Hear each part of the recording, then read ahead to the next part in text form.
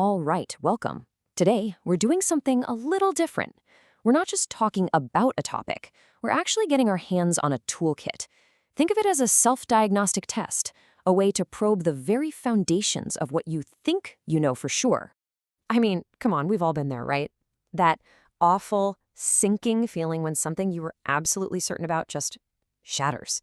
It hits reality and falls apart. It can really make you question everything.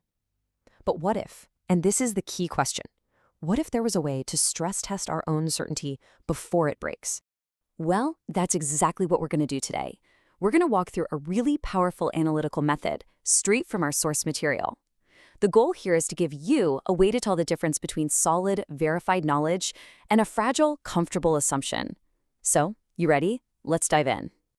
Okay, so at the very heart of this whole framework, you've got two fundamentally different paths our minds can take. And honestly, getting a grip on this distinction is the absolute first step if we want to seriously analyze our own beliefs. So on one side, you have al-ʿilm. Now, this is your verified knowledge. It's the real deal. Think about knowing water boils at 100 degrees Celsius at sea level. That's al-ʿilm, because it's grounded in clear, consistent, testable evidence. But then, on the other side, you've got Zann. This is basically an unverified assumption. It's like assuming your new coworker is unfriendly just because they're quiet. You see, it's just a mental construct, a story we tell ourselves and treat as fact, but without any real proof. And this is where it gets really practical. Look at this breakdown. Al-ʿilm, that verified knowledge, it comes from clear evidence. And here's the cool part. It actually gets stronger when you scrutinize it. Zann, on the other hand, that's just guesswork, stories we've spun. And what happens when you poke at it? It collapses. The outcome is huge, right? One aligns you with what's actually real, while the other can literally distort your perception of reality. All right, let's move on to the next diagnostic step. This one gets into a really fascinating, and let's be honest, deeply human thing we do. We sometimes actively reject something even after we know deep down that it's true. And let's be clear, we're not talking about just being ignorant or confused. No, this is about that moment when the evidence is staring you in the face, that little light bulb goes on inside your head, and then you make a conscious choice to just switch it off. So what is going on there? What's that mechanism? Well, our source material actually has a specific name for this, juhud. And it's so important to get this right. It's not disbelief. It's a willful act of suppression. You've seen the proof. You've recognized the truth, and you actively, consciously push it away.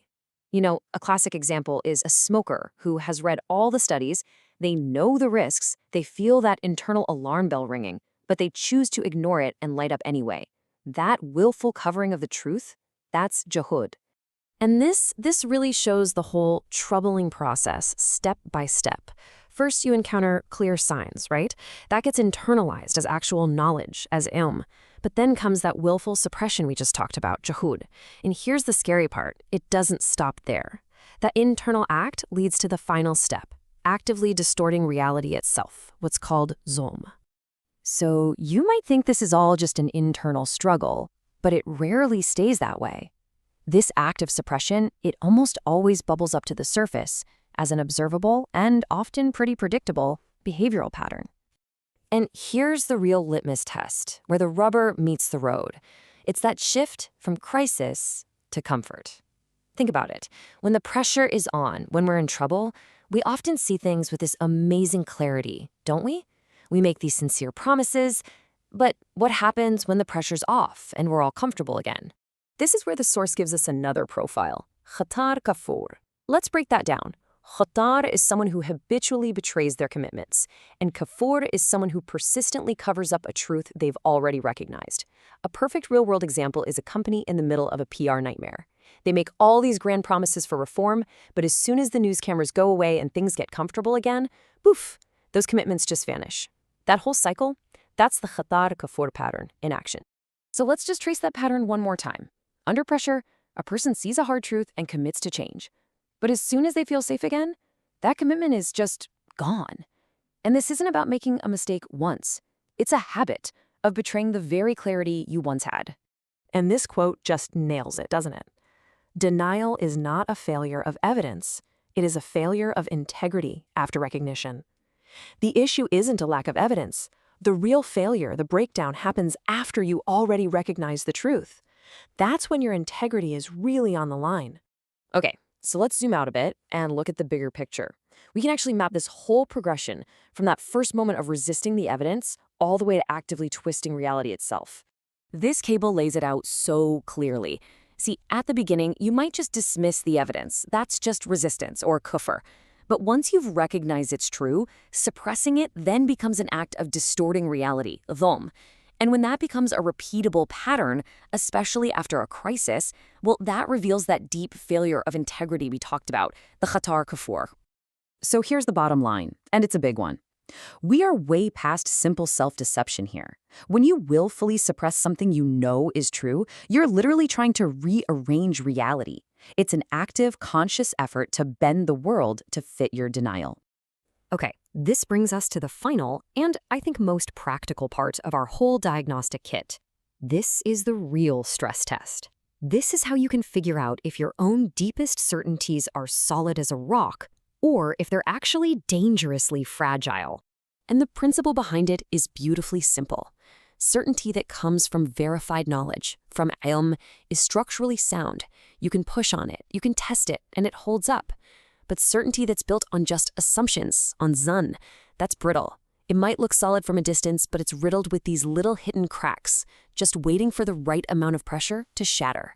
And yep, these two states have names. Yaqin. That's the good stuff.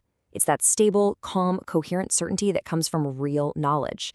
It's like the quiet confidence you have in a friendship that's been through thick and thin. You just know it's real. Then you have rayb. That's the opposite. It's that nagging internal static, that disturbance you feel when you know something's off. It's that feeling you get when you've bought into a get-rich-quick scheme and you're trying so hard to convince yourself it's legit, but deep down, you're just not sure. So here it is, your practical test. Ask yourself, how do my core beliefs react when they're seriously challenged? If you have yaqin, that stable certainty, a challenge actually makes it stronger, clearer. But if it's rayb, that unstable certainty, what happens? You get defensive. The belief weakens. Maybe you lash out, and your arguments start to contradict each other. Internally, it just feels chaotic. And really, this is the most powerful takeaway of all. That persistent feeling of internal instability, that ray, it's a signal. It is your own mind telling you, hey, pay attention. It's saying that no matter how confident you might seem on the outside, the foundation of this belief isn't solid knowledge. It's just an assumption. So, as we wrap this up, this whole diagnostic toolkit, it's yours now. You can use it. The only question left is the one you have to ask yourself. Where are you going to point it first? Which of your certainties, when you really put it under pressure, might just start to show those hidden cracks of instability?